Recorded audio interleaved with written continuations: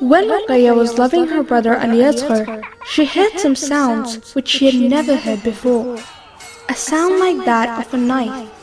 But it was not the sounds of knives, but the sounds of swords.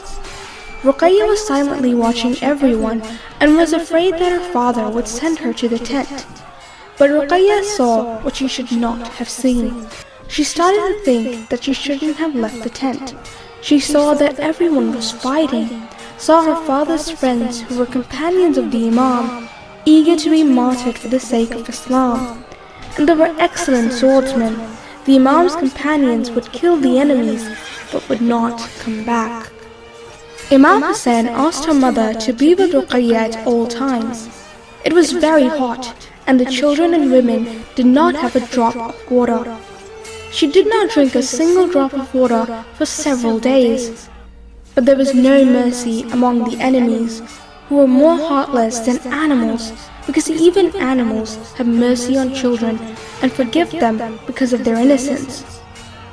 Ruqaiyya did not know what was going to happen, but one thing she knew was that there was a war outside the tent. She wanted to see her father. The daughter begged her mother to let her out of the tent and was pulling at her mother's hand. She came outside the tent with her mother, and after a long wait, she saw her father. Ruqaiyya came out of the tent when flames started rising from the tents, which were hotter than the heat of the sun. Ruqaiyya cried out and ran from side to side to escape the oppressors. But the merciless people caught her. Those hands, which were not touched by anyone except her loved ones, were chained. She was imprisoned and forced to travel a difficult journey, but she didn't know where she was going. In such cruel conditions, she walked with her mother and aunts.